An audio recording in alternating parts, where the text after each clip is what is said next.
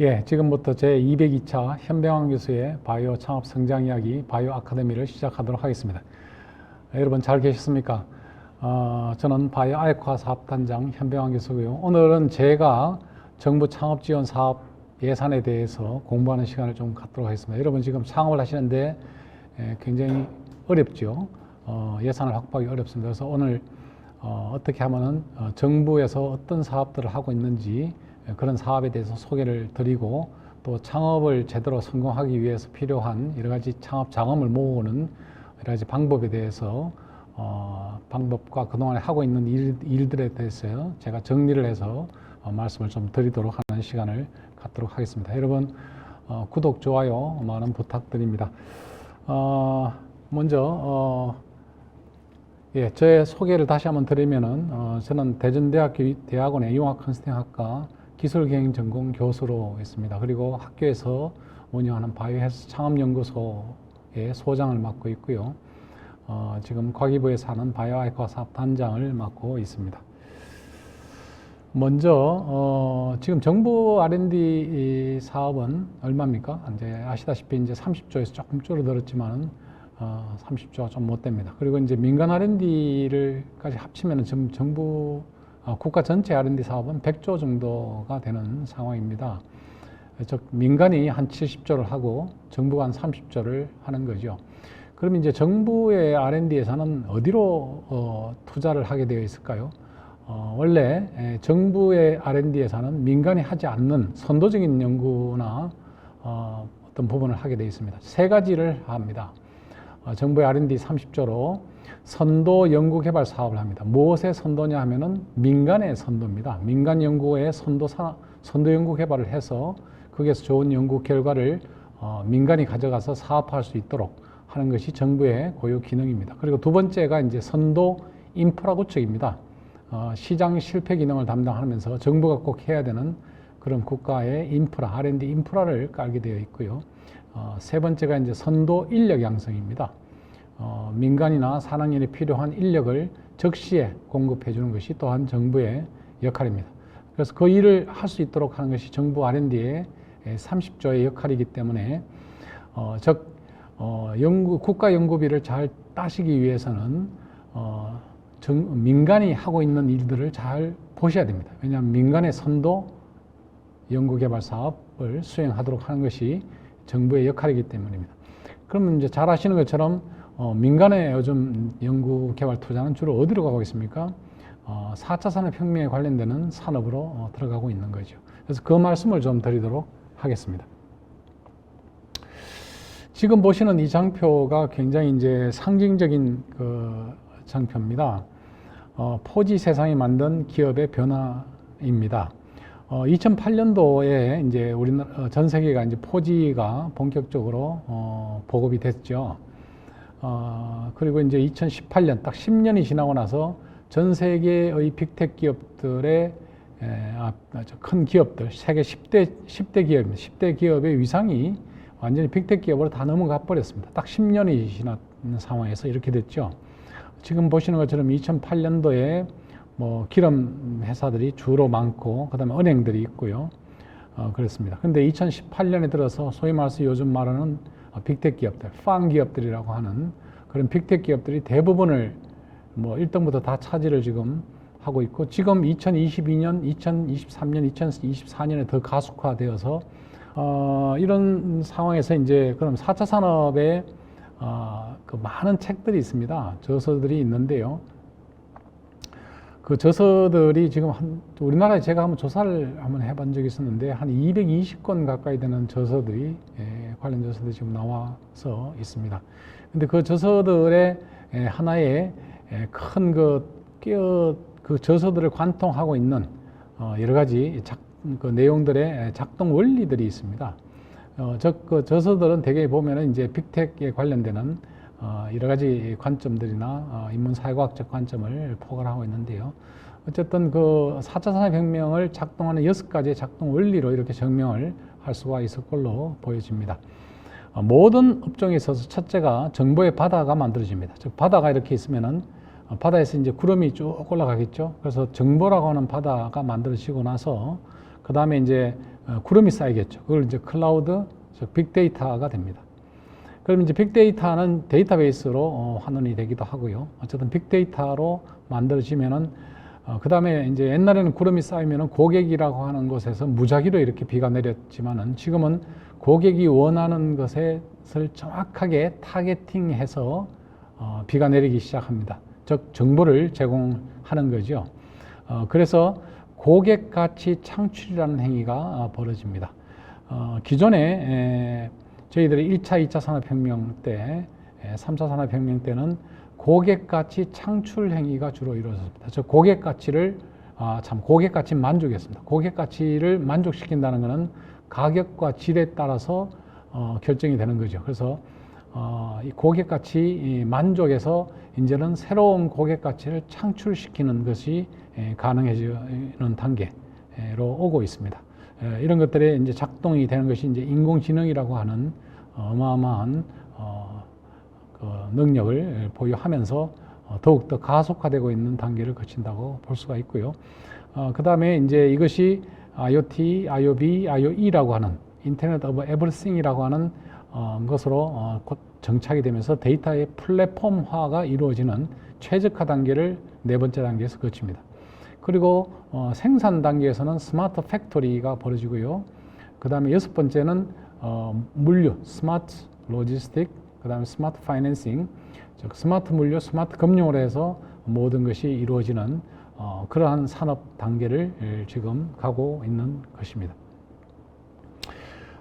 그래서 4차 산업은 기존 산업을 전면 개편하고 있는 과정을 거친다고 저희들은 보고 있습니다. 즉 기존 산업이 대규모 대량 생산, 그리고 표준화, 그다음에 수직 계열화, 자동화 이런 것들로 해서 가성비가 높은 것을 만들든지 등등 합니다. 그렇지만 4차 산업혁명이 되면은 상당한 제품들이 이제 다품종 맞춤형, 개인 맞춤형 신약이라든가 개인 맞춤형 의복이라든가 개인 맞춤형의 여러 가지 형태를 띤 제품을 만드는 것이 되고 수평 계열화, 그리고 점점 더 혁신적인 중소기업과 서비스 기능이 점점 강화되는 그런 단계를 거친다고 지금 보여집니다. 그래서 이제 기존의 산업이 이제 쇠퇴하고 새로운 신산업으로 갈 수밖에 없는 겁니다. 저희들이 이제 이 빅테크 기업, 소위 4차 산업혁명에 관련되는 아까 보신 그런 빅테크 기업들로 지향하는, 전 세계가 지향할 수밖에 없는 것이 기존 산업은 저희들이 보는 철강, 자동차, 기타의 많은 제조 이런 산업들은 순이익이라는 것이 보통 5%에서 10% 정도, 10% 정도 순이익이 나면 굉장히 많이 난 겁니다. 지금 현대자동차, 기아자동차가 10%대에 플러스 마이너스 되는 순이익을 올리고 있기 때문에 지금 굉장히 아마 각광을 받고 있는 거죠. 그렇지만 기존의 대부분의 제조업은 5%에서 10% 사이를 왔다 갔다 하는 또 5% 내외 정도의 그런 순이익을 올리는데 지금 여러분들이 아시는 빅테크 그런 기업들, 파운 기업들은 거의 40%, 30에서 40%, 한때는 40 플러스 마이너스를 오고 갔습니다. 요즘 핫한 엔비디아는 최근에 60%에서 70%의 순이익을 올리고 있기 때문에 주가가 그렇게 급증을 하고 있는 것이죠. 그래서 모든 기업들, 모든 산업들은 전부 다 이렇게 부가가치가 높은 곳으로, 순이익이 높은 곳으로 옮길 수밖에 없는 과정입니다. 그리고 순이익이 낮은 곳은 점점 개발도상국으로 이렇게 이전될 수밖에 없는 운명을 가지고 있는 거죠. 그럼 앞으로의 신산업은 어떻게 형성이 될까요? 보통 6대 디지털화 기기, 6대 아날로그 기기라고 하는 IoT, GPS, 클라우드, 빅데이터, IoB, SNS, 그 다음에 서비스 디자인, 3D 프린팅, 게임, 플랫폼, 핀테크, 그 다음에 가상정강, AI, VR 같은 거죠. 이런 것들이 인공지능하고 엮여가지고 새로운 산업을 만들어냅니다. 이 각 산업이 인공지능하고 묶기도 하고, 그 다음에 2개, 3개, 지금 보시는 여러 가지 내용들이 2개, 3개 이렇게 묶여가지고 인공지능하고 묶기도 하고, 앞으로 점점 더 2개, 3개, 4개가 이렇게 묶이면서 새로운 산업을 형성할 것입니다. 그리고 거기에서 어마어마한 부가가치를 창출시킬 걸로 보여지고 있어서 전 선진국, 우리나라를 포함해서 선진국의 아주 전쟁터를 지금 보여주고 있는 양상으로 갑니다. 그래서 국가산업의 재편 방향은 앞으로 점점 더 가속화될 것이 좌측에서 보시는 산업기술, 즉 기존의 산업, 화학기계, 재료, 바이오 등등의 산업이 아까 보신 12대 기술을 인공지능하고 엮여가지고 우리가 알고 있는 산업 형태에서 정보의 바다, 모든 업종의 정보의 바다가 에서 빅데이터가 만들어지고 그 다음에 가치를 창출시키고 그것을 최적화시켜서 산업이 전부 다 재편되고 사회가 재편되는 양상을 거치는 과정에 있을 겁니다. 즉 공장은 스마트 공장, 즉 스마트 팩토리, 스마트 금융, 스마트 모빌리티, 스마트 헬스케어, 스마트 시티, 스마트 교육, 스마트 가버넌스, 스마트 환경, 스마트 세이프티 이런 걸로 전부 다 스마트가 붙습니다. 스마트는 뭐라 그랬습니까? 아까 말씀드린 대로 그 업종에서의 정보의 바다와 그 다음 빅데이터를 만들어지고 그게 고객 가치를 창출시키고 그게 최적화되어서 가장 생산성이 높고 효율성이 높은 사회 시스템, 산업 시스템으로 재편되는 과정을 거치고 여기에서 탈락되는 업종이나 제품들은 주류가 될 수 없고 이러한 과정을 거쳐서 생산성이 높고 순이익이 높은 그러한 산업, 업종, 제품만 기득권을 모두 다 향유하는 그런 산업으로 갈 걸로 보여지고 있습니다. 그럼 정부는 어디에다 투자를 하겠습니까? 2024년도 국가 R&D 투자 방향이 지금 나왔습니다. 거기에서도 역시 이제 3대 분야 8대 중점 투자 방향이라는 큰 틀이 나왔고요. 그 다음에 그것을 조금 더 자세히 이렇게 보시면은 크게 12개의 국가 전략 기술에 투자를 하겠다라고 하면서 방향이 나왔습니다. 첫 번째가 이제 보시는 게 이제 반도체 디스플레이 산업을 키울 것이다. 이런 것이고요. 두 번째가 이제 2차 전지, 그 다음에 첨단 모빌리티, 그 다음에 차세대 원자력. 이것들이 이제 혁신을 선도하고 민간 주도의 초격차 기술 개발을 하는데 정부가 지원하겠다. 이런 부분이 되겠습니다. 그리고 지금은 아직 산업으로 미흡하지만은 전 세계 산업으로 우리가 키우겠다고 하면서 미래를 도전하는 4개의 분야가 있습니다. 원천 기술을 확보하고 시장 스케일업을 정부가 주도적으로 민간과 협력해서 키워주겠다 하는 부분입니다. 첨단 바이오 부분이 있고요. 그 다음에 우주, 항공, 해양, 그 다음에 수소, 사이버 보안 이 4개의 분야가 바로 그런 부분이 되겠습니다. 그 다음에 필수 기반이 되는 기술이 있습니다. 공공주도의 핵심 원천 기술을 고도화시키고 그 다음에 타 전략 분야와 융합해서 활용할 수 있는 그렇기 위해서 민간과 역량을 결집해야 되는 4개의 분야가 있습니다. 지금 너무나 핫하고 전 세계 투자가 몰려 들어가고 있는 인공지능, 인공지능이 있고요. 그 다음에 차세대 통신입니다. 지금 이제 5G가 보급되고 있는 단계에 있지만은 앞으로 이제 6G가 전 세계를 장악을 할 걸로 보여지고 있습니다. 2030년대는 6G 세상이 되겠죠. 지금 이제 4G가 주로 많이 쓰이고 있고 5G가 이제 보급되고 있는 단계인데 4G, 5G, 6G가 되면은 어떤 그 양상을 보여줄까요? 예, 정보의 양이 뭐 전문가들은 그렇게 얘기합니다. 그냥 50배, 100배 정보의 양 50배, 100배의 양이 50배, 100배의 속도로 고속도로가 넓혀져서 가는 거죠. 그러면 그동안에 되지 않은 많은 산업들이 새로운 산업으로 진입을 할 수 있는 단계를 거칠 겁니다. 그 다음에 이제 첨단 로봇이나 제조 부분이 있을 것입니다. 그리고 양자 부분이 있습니다. 그래서 지금 보시는 이런 12대 기술에 국가 전략 기술을 투자하겠다는 것이 나와 있는데 아마도 이런 기술 내용은 다음에도 계속 유지가 될 걸로 그렇게 보여지고 있습니다. 자, 이런 정부가 어떤 방향으로 가는지를 지금 말씀을 드렸는데요.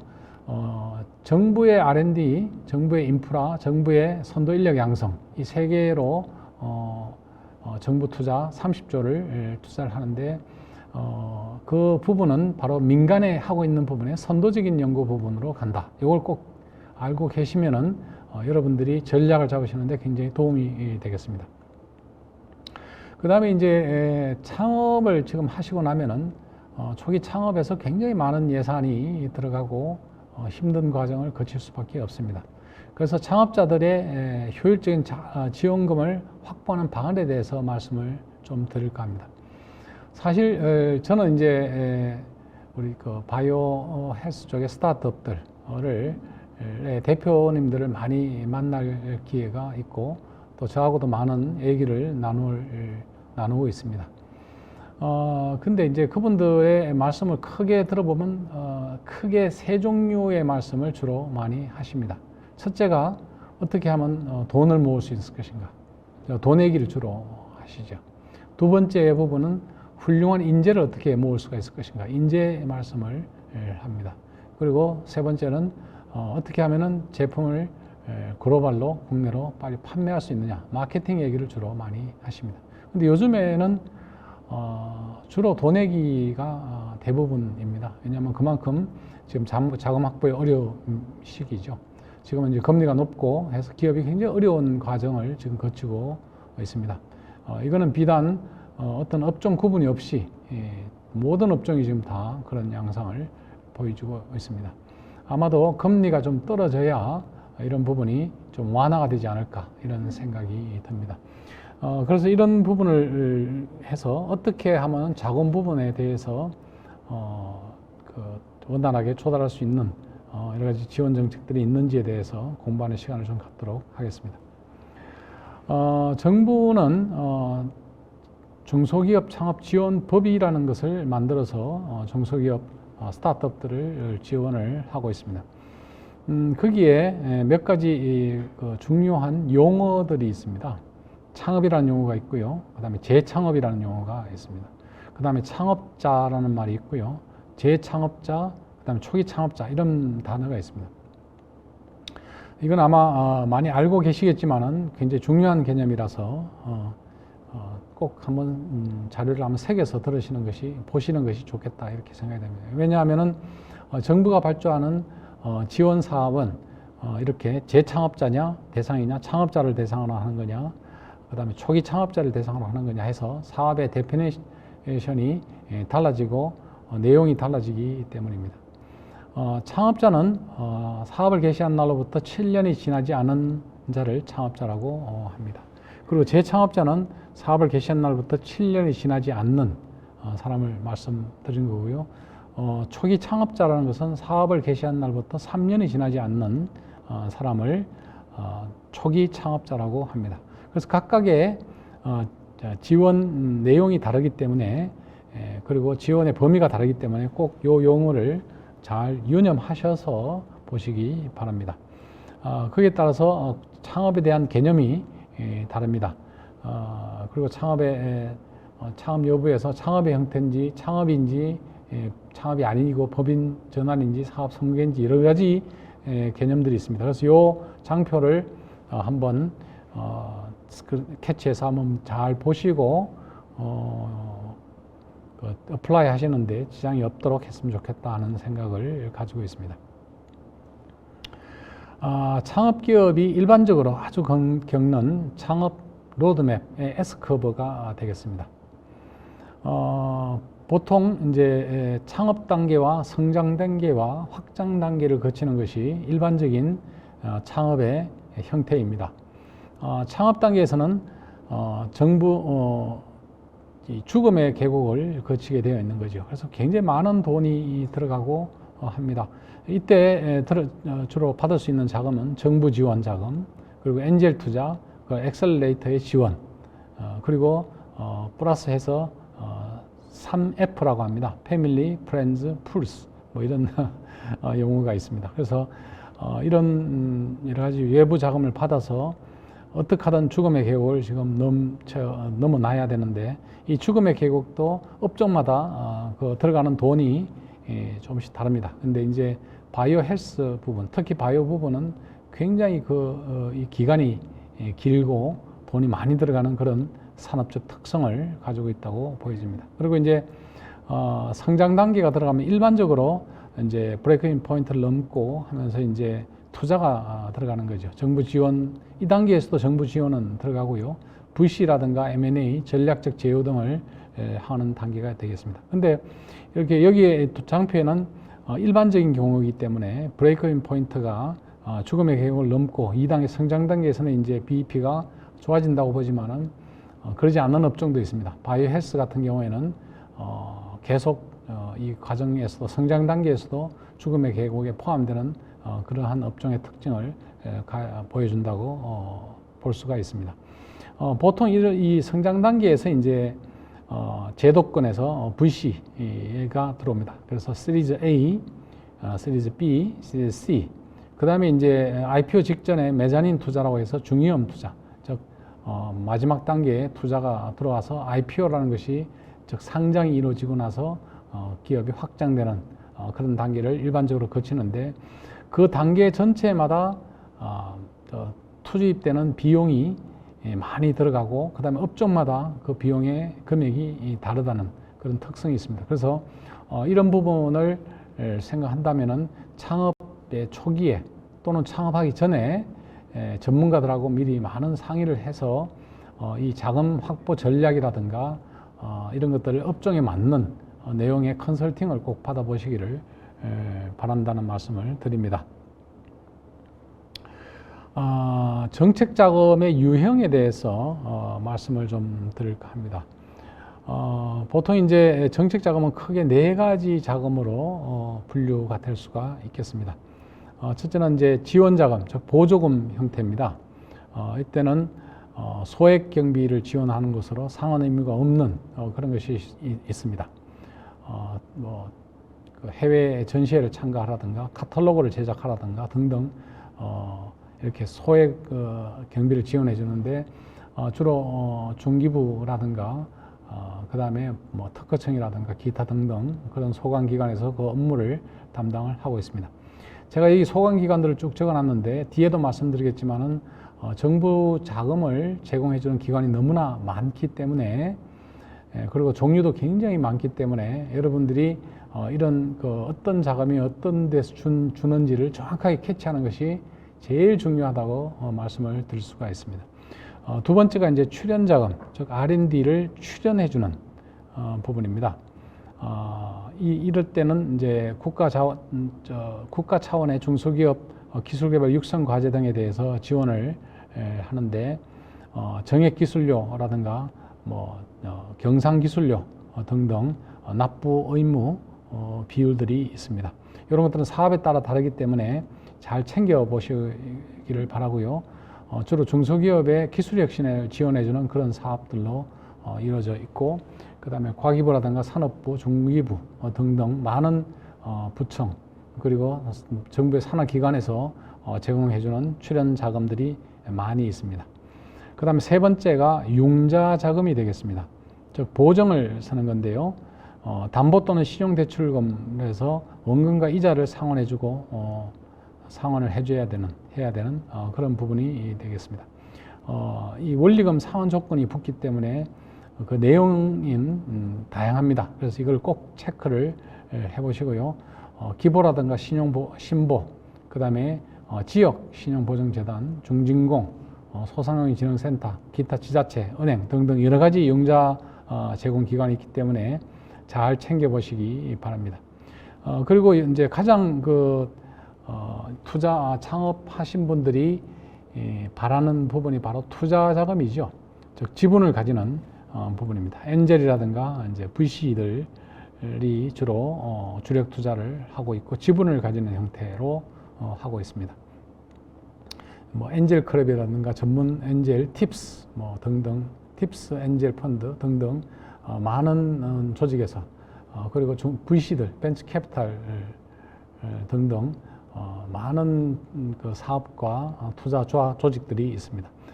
이 부분 여기에 관련되는 여러 가지 내용들은 제가 저희 그 바이오아이코 사업단에서 운영하는 지금까지 올린 유튜브에 많이 있습니다.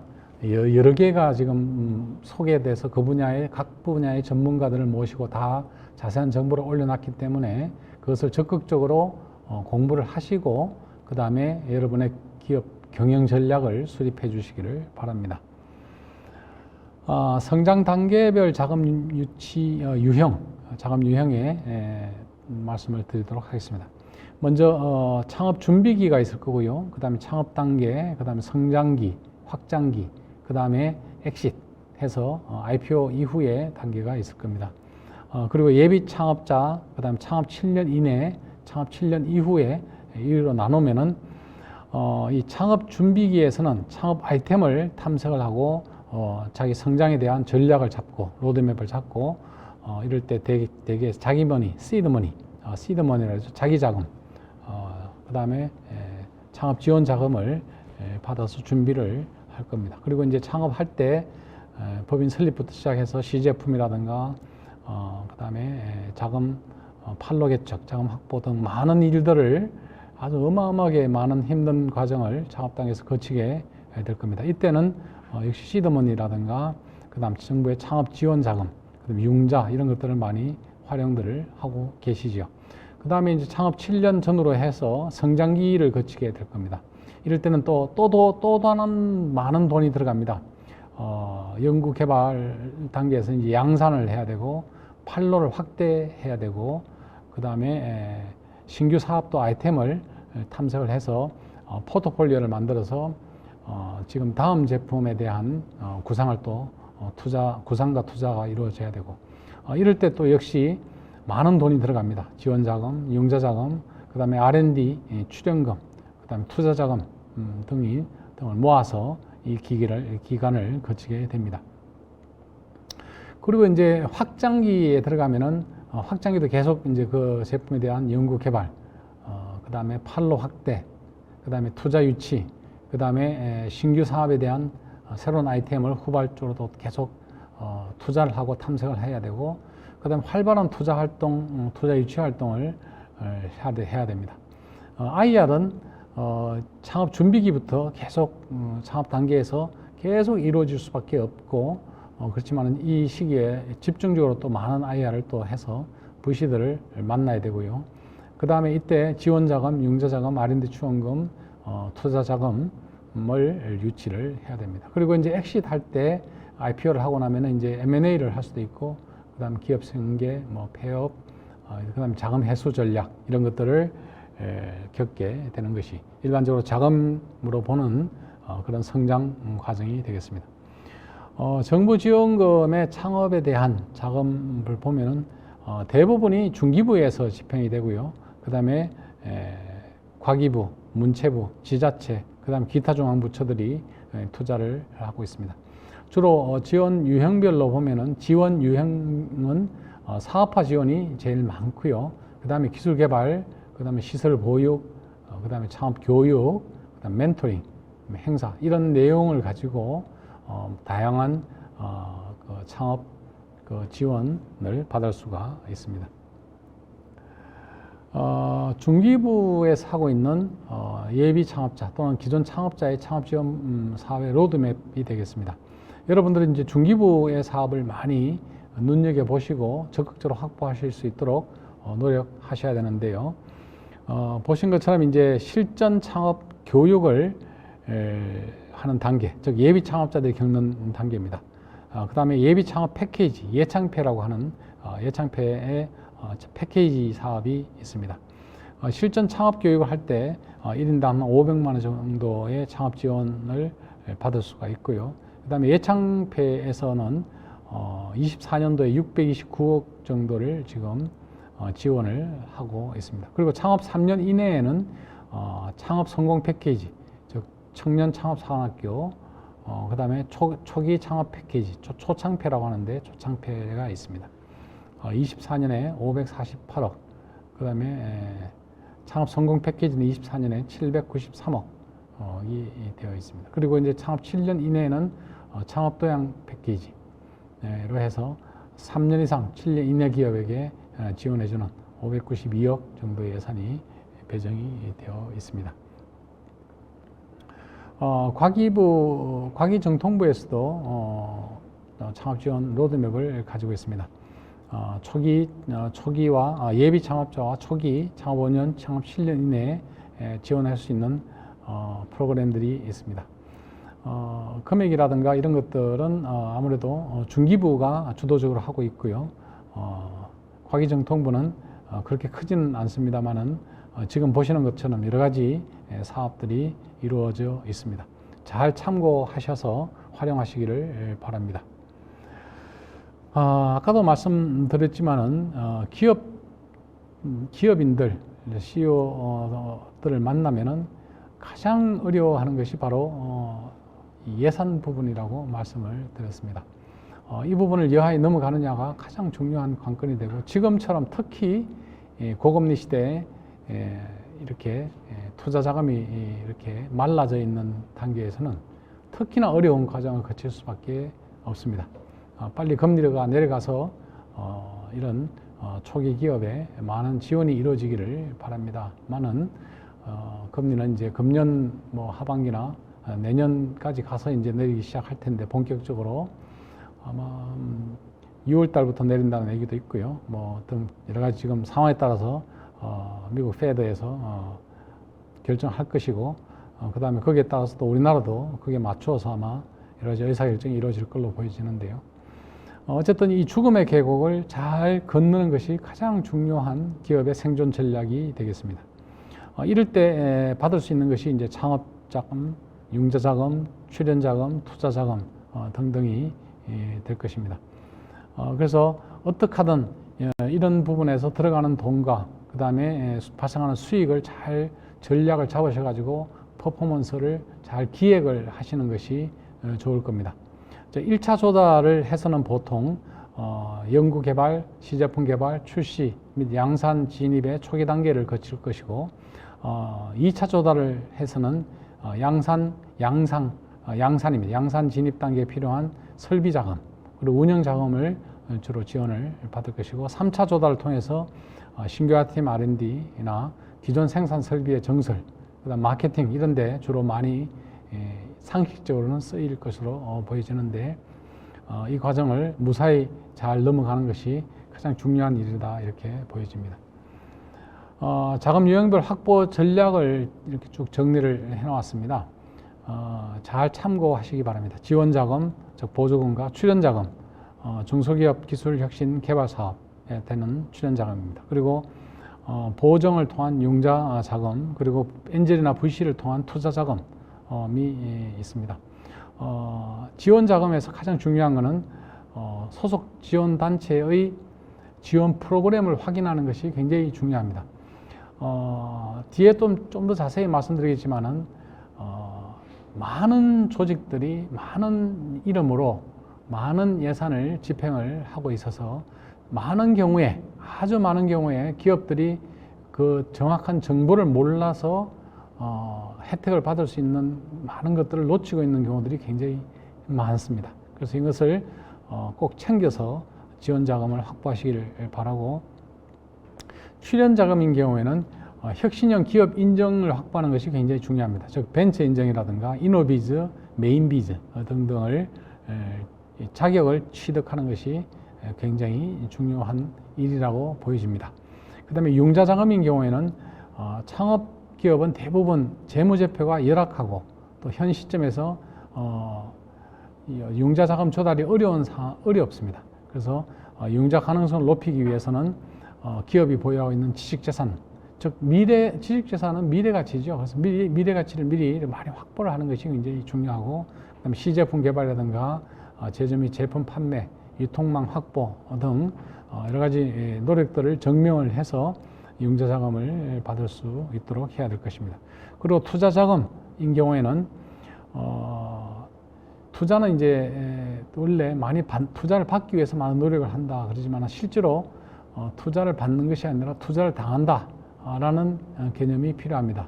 즉 기업의 가치가 투자하는 사람이 굉장히 매력을 느끼고 저 기업의 주식을 취득하고 싶다, 그래서 나중에 돈을 벌고 싶다라는 아주 식으로 그 회사를 잘 가꾸어 놓아야 됩니다. 그래서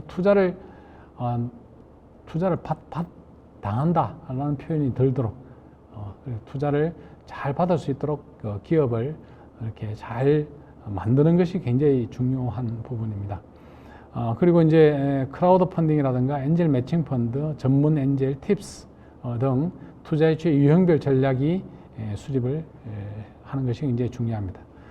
그래서 이런 자금 확보도 전략입니다. 그래서 이 분야의 전문가들과 같이 기업을 키우는 데 필요한 자금을 어떻게 잘 융통하고 활용하고 할 수 있는지에 대한 전략을 잘 확보하는 것이 굉장히 중요합니다. 근데 이제 자금이라는 것은 돈이지 않습니까? 돈은 지금처럼 금리라든가 뭐 외생 변수들이 있습니다. 저희들은 그것을 거시경제 지표라고 하는데 거시경제 지표에 따라서 많이 바뀝니다. 그래서 거시적으로 산업의 성장 단계냐 축소 단계냐 등등 여러 가지 단계를 보면서 그 업종의 자금 전략을 구축하는 것 굉장히 어렵습니다. 어렵지만은 그것을 초기에 상당히 세팅해 놓고 경영하는 것이 굉장히 중요한 것이라고 생각이 됩니다. 지금 정부 예산을 집행하는 조직은 굉장히 많습니다. 중앙정부에 18개 부처가 있고 그 다음에 지방도 전국에 17개의 지자체가 R&D 그 다음에 정부 중소기업 지원에 대한 지원을 사업을 만들어서 발주를 하고 있습니다. 그래서 이 부분을 잘 캐치하는 것이 중요합니다. 그리고 기업이 이제 지원을 이제 받기 위해서 지자체의 기업 지원 전담 기관들이 있습니다. 그 기관들 지금 보시는 것처럼 전국의 모든 지자체에 다 지원 기관들이 다 있는데요. 그 지원 기관을 정확하게 파악을 하시는 것이 굉장히 중요합니다. 예를 들어서 그 지역 산업의 신흥 조직으로 예시를 든 것에 있는데 제가 이제 대전에 있는데요. 대전 연구단지를 중심으로 해서 많은 기업들이 만들어지고 있죠. 그래서 대전시에서도 이것을 지원해주기 위해서 많은 조직을 가지고 있습니다. 대전과학산업진흥원, 대전디자인진흥원, 대전문화산업진흥원, 대전일자리경제진흥원, 기타 여기에 적시하지 않는 많은 지원 조직이 있습니다. 근데 여기는 대전만 그런 것이 아니라 이런 식의 조직들이 전국의 거의 대부분의 지자체에 많이 되어 있습니다. 그래서 자기 비즈니스와 관련되는 그 사업이 어느 지원 조직에 있는지를 잘 파악을 하시고 그 지원 조직에서 지원을 받고 그 다음에 도움을 또 받아서 기업을 키우시기를 바란다는 말씀을 드립니다. 그리고 이제 지방 산업의 중장기 전략 및 기술 사업화를 위해서 정부가 만든 것이 18개의 테크노파크가 있는 거죠. 지금 보시는 것처럼 전국의 모든 지자체나 대기업의 큰 도시에 테크노파크가 형성이 되어 있습니다. 꼭 이 기업을 운영하시는 스타트업을 운영하고 벤처를 운영하시는 기업들은 아마도 그렇리라고 생각하지만은 지역에 있는 첫째 자기가 소지하고 있는 지역의 테크노파크 그 다음에 앞에서 보신 이런 기업 지원 전담 조직 기관들 이런 기관들은 전부 다 한 번씩 다 방문을 하셔서 어떤 지원 사업들을 하고 있는지 어느 시점에 어느 정도의 지원 사업을 또 발주시킬 것인지 이런 것들을 자세히 조사를 하시고 기업을 경영하는 것이 아주 중요하다고 보여집니다. 그리고 또 창조경제혁신센터라는 조직도 있는 거죠. 이거는 이제 정부에서 대기업하고 대기업이 주관이 되어서 기업을 지원하도록 하고 정부도 일정 보조를 해주는 그런 조직이 되겠습니다. 창조경제혁신센터가 지금 보시는 것처럼 전국에 곳곳에 지금 대부분의 지자체에 다 깔려 있습니다. 이런 지자체에서 주력으로 해주는 지원 산업이 있습니다. 그래서 이런 지자체의 그 조직이 또 꼭 방문을 하셔가지고 어떤 지원을 받을 수가 있는지에 대해서 체크를 하시기를 바랍니다. 정보 수집을 하는 것은 기업을 영위하는 데 있어서 가장 중요한 부분이라고 생각이 됩니다. 지금 보시는 것이 이제 중소벤처기업의 지원 플랫폼이 되겠습니다. 정부나 지자체를 지원해주는 기업마당이라고 하는 것이 있고요. 중소벤처의 창업을 지원해주는 K-스타트업이 있습니다. 그 다음에 중소벤처 R&D를 지원해주는 smtech.go.kr이라고 하는 종합관리 시스템이 있고요. 기업의 민원 통일을 단일 창구로 만든 기업지원 플러스라고 하는 것이 있습니다. 그리고 대중소 동반 성장을 하는 상생누리라고 하는 부분도 있고요. 그 다음에 R&D를 전부 다 집대성해서 정보를 제공해주는 NTIS.go.kr, NTIS가 있습니다. 그래서 이런 조직을 전부 다 좀 사사치 찾아보시기 바랍니다. 제가 제 생각으로는 전담 인력을 직원 중에서 한 분을 전담을 시켜서 가지고 관련되는 지원기관에 어떤 공지가 나오는지를 정기적으로 거의 매일 한 번씩 다 체크를 하시는 것이 좋겠습니다. 먼저 대표이사님께서 한번 앞에서도 말씀드린 정부 지원해주는 조직들을 전부 다 한번 직원을 같이 전담 직원 같이 대동을 해서 전부 다 서치를 하고, 그 다음에 이런 사이트도 전부 다 한번 들어가서 같이 한번 보시고, 그 다음에 그 전담 직원한테 전담을 시켜서 어떤 지원 사업이 나오는지를 정기적으로 모니터링해서 거의 매일 잠시 모니터링 하면 되니까요. 그래서 딱 정해가지고 모니터링해서 그것을 경영에 반영시키도록 하는 것이 굉장히 필요할 겁니다. 지금 여기서도 제시해놨지만은 자사 핵심 기술을 지원하는 전담 기관의 목록을 정리를 목록을 정리를 하시고, 그 다음에 기업이 속해 있는 지자체의 지원 기관의 목록을 정리를 해서, 그 다음에 그 각 기관에다가 사이트에 회원으로 가입을 해서 공고 알림이 신청도 하시고요. 그 다음에 정부가 하고 있는 정책 설명회, 세미나, 창업 교육 등도 빠짐없이 들으시고, 그 다음에 CEO 중소기업 모임이라든가 지원 담당자의 네트워크 등등에 접속을 하셔서 정부가 수시로 자꾸 제공하고 있는 많은 지원 사업들을 자기 것으로 확보하는 것이 굉장히 중요하다고 생각이 됩니다. 창업에 도움이 되는 사이트를 정리를 해놨습니다. 다시 한번 보시면은요, K-스타트업 창업 지원 포털이 있고요. 중소벤처24, 소상공인 마당 자영업 지원을 해주는 곳이 있고, 기업 마당, 그 다음에 중소기업 유통센터, 창업 이음, 그 다음에 창업 보육센터 네트워크 시스템, 소상공인 지식 배움터 등 여러 가지 사이트가 있으니 검색을 하셔서 꼭 지원을 받으시기를 바랍니다. 특히 그 중에서 기업 마당을 적극적으로 반드시 활용을 하시는 것이 필요합니다. 업무 시작 전에 필히 자사에 필요한 지원 사업을 탐색해서 경영에 반영시키는 것이 좋겠습니다. 이 기업 마당에서는 정부 부처, 지자체, 유관기관 등 540개의 기관에서 운영하는 중소기업 지원 정책을 이렇게 소개를 계속 하고 있습니다. 꼭 활용하시기 바랍니다. 기업 마당에서는 지원 사업을 공고를 하고요. 그 다음에 행사 정보, 그 다음에 정책 뉴스, 정책 홍보물, 그 다음에 입법 행정 예고 고시, 그 다음에 또 기업 업무용 서식 이런 것도 다운로드 받을 수가 있고요. 입주 기업의 모집 공고, 그 다음에 공동 활용 화상 회의실 등을 제공을 해주고 있습니다. 중소기업이 꼭 필요한 것들, 벤처기업들이 꼭 필요한 것들을 제공해주는 사이트이기 때문에 적극적으로 활용하시기를 다시 한번 말씀을 드립니다.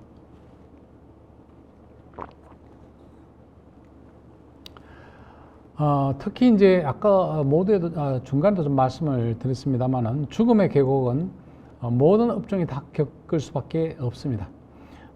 근데 이제 그것이 업종 성격에 따라서 죽음의 계곡의 깊이와 넓이와 시간이 달라진다는 특징이 있습니다. 예를 들어서 소매 체인점, 예를 들어 GS25C를 하나 만들어서 운영을 하겠다 하면은 보통 그 브레이크인 포인트가 3년, 4년이면은 결정이 됩니다. 그래서 그때까지 만약 그 운영이 안 되면은 빨리 접는 게 좋다, 이렇게 판단이 드는 거죠.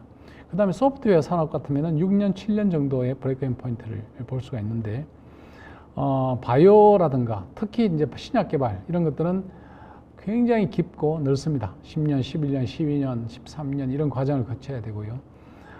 바이오 헬스는 이거보다 조금 짧습니다만 역시 굉장히 깊은 죽음의 계곡을 거칠 수밖에 없습니다. 이것이 일반 기업인들이 겪는 J커브가 되는데요. 이 부분에 대해서 많은 아까도 누누이 말씀드렸지만 어떻게 이 죽음의 계곡을 건널 수 있을까에 대한 이 예산 계획을 철저하게 수립을 하는 것이 필요하다고 보여집니다. 제가 바이오 분야의 창업 지원금 확보 전략의 로드맵을 한번 간단한 로드맵을 그려봤는데요.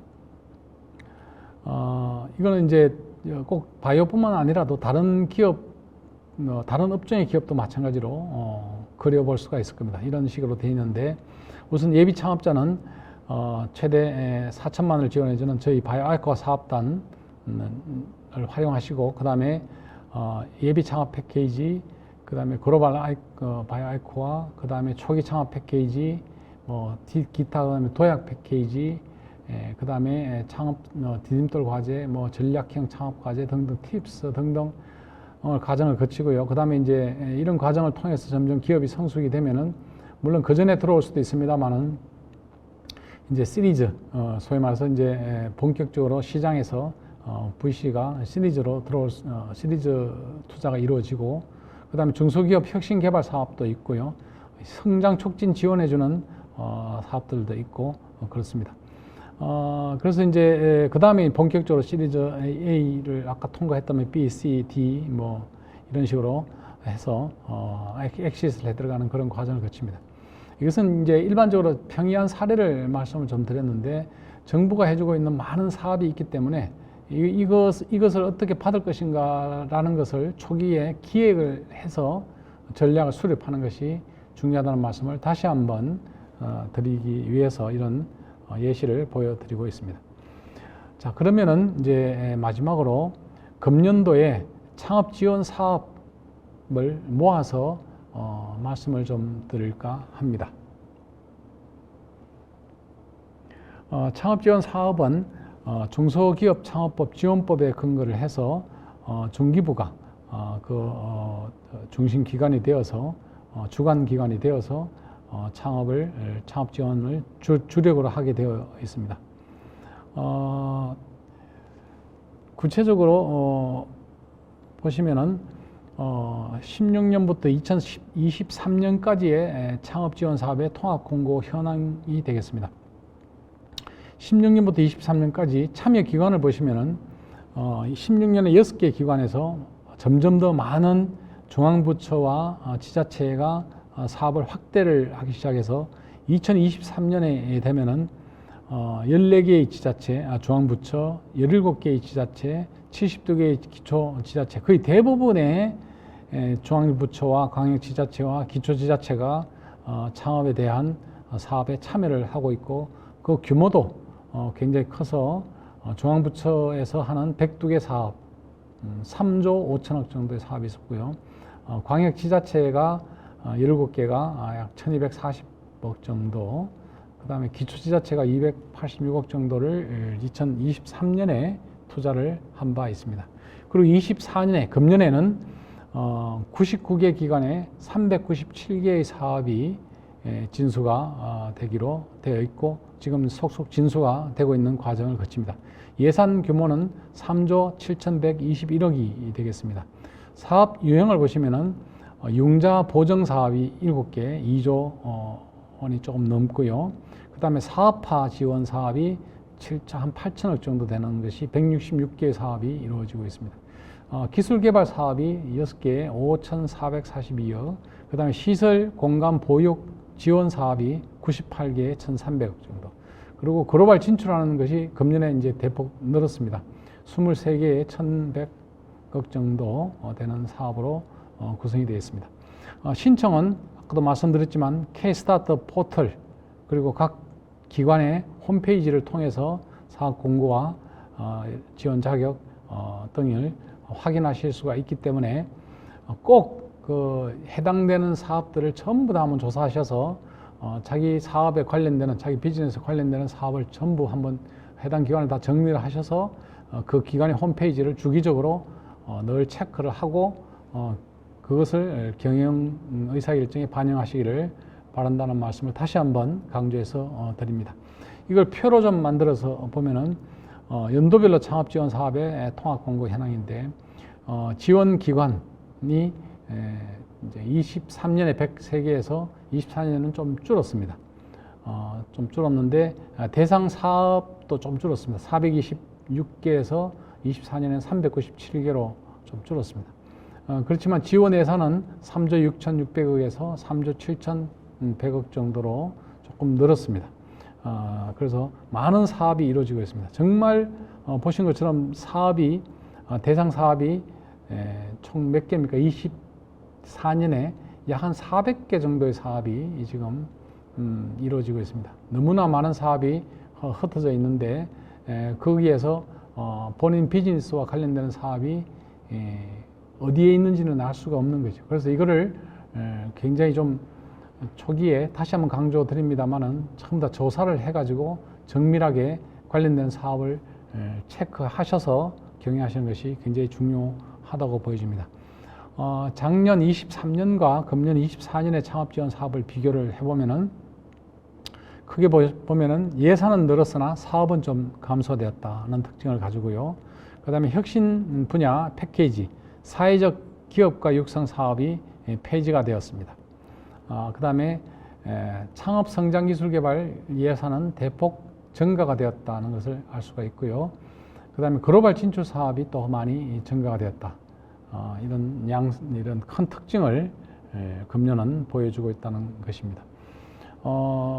사업 기관별 그 현황을 보시면은 융자와 보정 사업이 총 7개의 2조 546억이 됩니다. 융자 보정이 굉장히 많습니다. 그래서 적극적으로 확보하시기를 바라고요. 그 다음에 사업화 사업, 이 166개 사업에 약 한 8천억 되는 사업이 사업화 사업입니다. 그리고 기술개발 사업이 6개에 5,442억. 그 다음에 시설 보육 공간 보육 사업이 98개에서 1,341억. 그 다음에 글로벌 진출이 23개 사업으로 1,138억을 보여주고 있습니다. 기타 멘토링, 컨설팅, 교육 사업이 있고요. 행사 네트워크 지원해주는 사업, 그 다음에 인력에 대한 지원 사업도 또한 있습니다. 다시 한번 강조해서 말씀을 드리면은 이 사업의 대부분의 많은 정보는 kstartup.go.kr이라고 하는 곳에서 쉽게 찾을 수가 있습니다. 그리고 여기에서 못 찾는 것은 아까 말씀드린 것처럼 각종 지자체 관련되는 해당되는 지자체를 방문하셔서 관련된 사업을 캐치를 하시고 그다음 거기 홈페이지들을 다 점검해 보시고 등등 하시기를 말씀을 드립니다. 자, 그 중에서 이제 대표적인 여러분들이 눈여겨 보셔야 되고 꼭 따셨으면 좋겠다는 사업을 정리해서 말씀을 드릴까 합니다. 먼저 민간 공동 창업자 발굴 육성 사업이 있습니다. 소위 말하는 팁스 사업입니다. 팁스 사업. 아마 여러분도 잘 아실 것이라고 생각이 됩니다.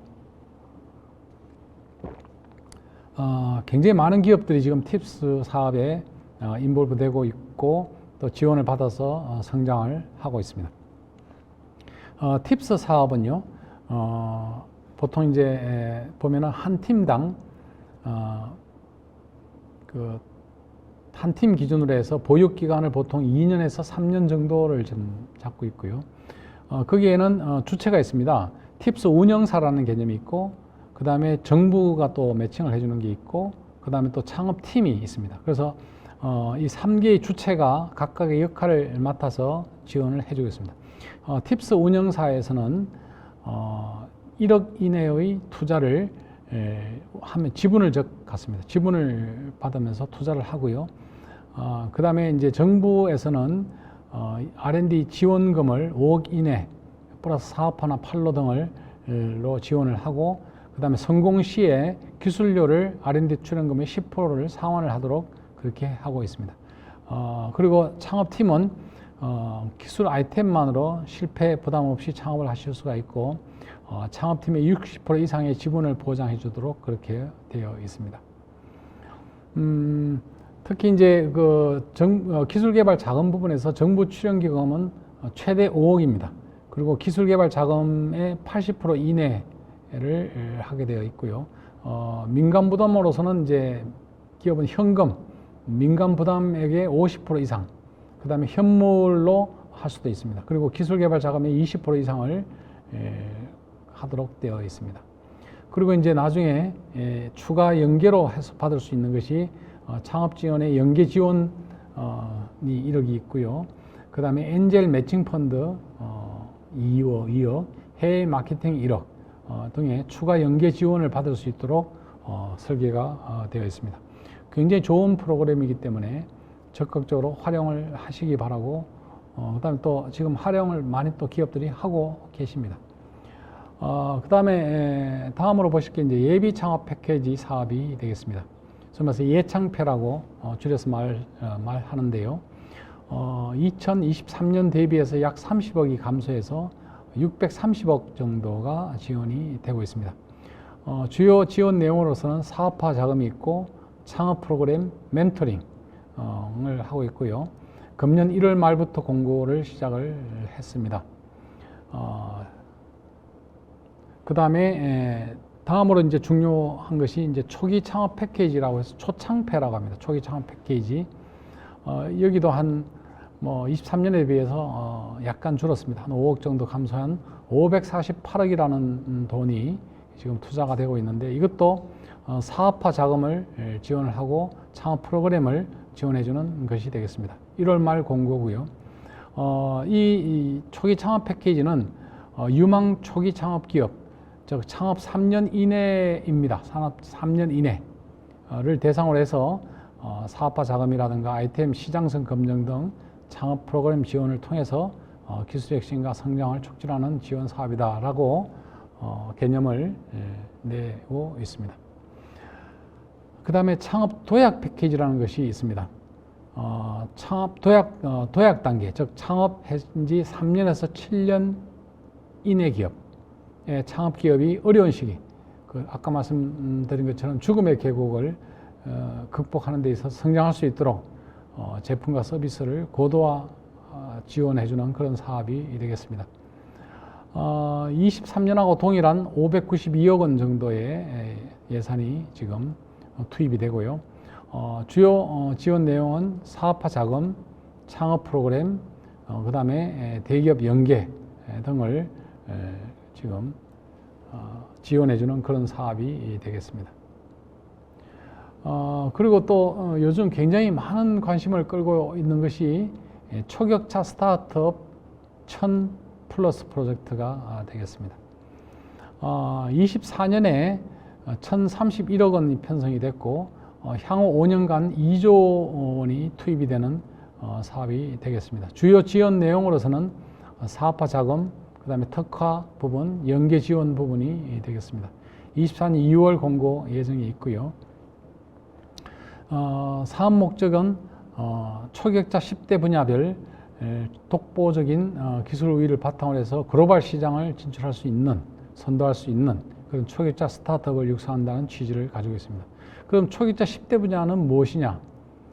그리고 초격자 10대 분야 중에서도 특히 창업 10년 이내 기업에게 지원한다는 그런 조항을 가지고 있습니다. 초격자 10대 기업은 지금 보시는 것처럼 시스템 반도체, 바이오 헬스, 미래 모빌리티, 기타 등등 부분이 되겠습니다. 지원 내용을 보시면은 초격자 스타트업 육성을 위해서 사업화 자금 3년간 최대 6억 원, 연평균 1.5억 원을 지원을 합니다. 그리고 두 번째 기술 개발 자금으로서 최대 2년간 최대 5억 원을 지원을 받을 수가 있습니다. 그 다음에 딥테크 팁스라는 것이 있습니다. 기술 개발 자금을 지원하는데 최대 3년간 최대 15억이라는 큰 돈을 지원을 받을 수가 있습니다. 그리고 사업화 자금으로서는 1년간에 최대 1억 원을 받고요. 해외 마케팅 지원으로 1년간에 최대 1억 원을 지원받을 수 있는 부분이 되겠습니다. 좀 더 자세히 말씀을 드리면은 초직자 스타트업, 즉 딥스라고 합니다. 딥스는 대상은 초직자 10대 분야에 해당되는 업력 10년 이내 창업 기업이고요.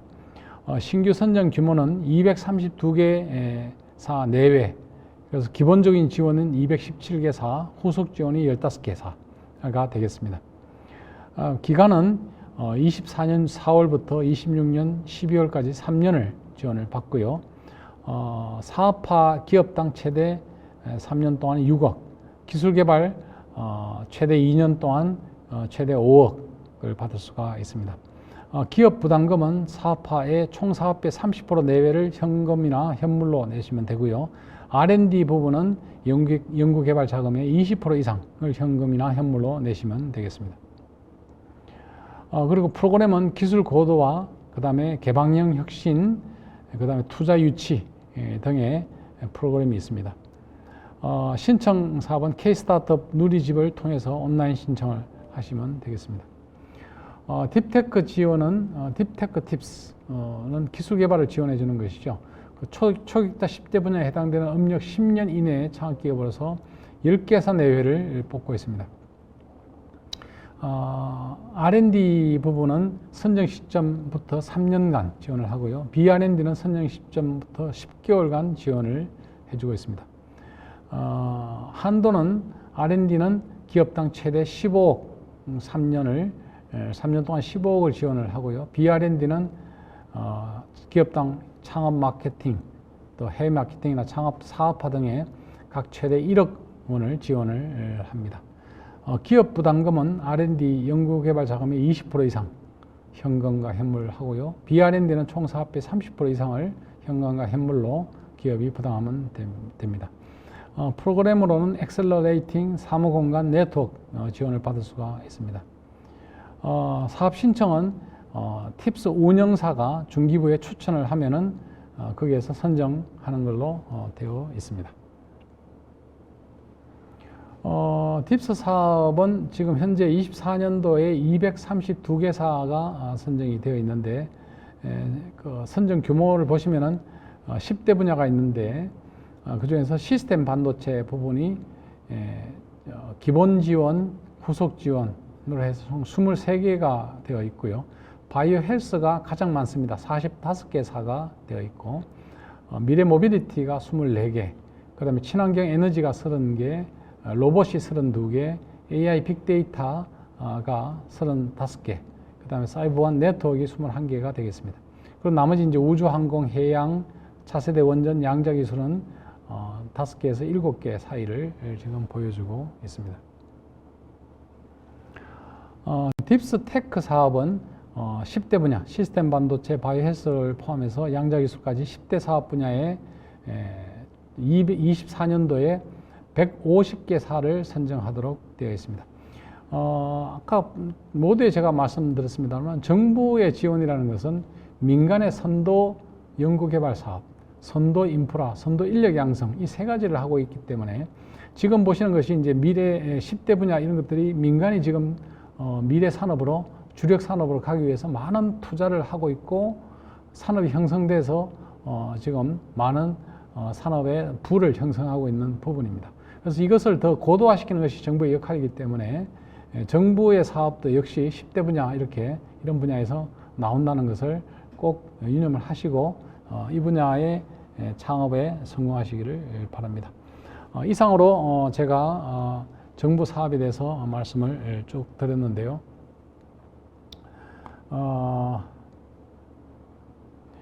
이 정부 창업의 정부 창업을 지원을 받는 것은 대단히 중요합니다. 특히 지금처럼 굉장히 민간 투자가 위축되어 있을 경우에는 정부 지원 자금을 많이 확보하는 것이 굉장히 중요한데, 근데 이제 많은 기업들이 또 그렇게 생각하기 때문에 실질적으로 지원받기가 또 쉽지가 않습니다.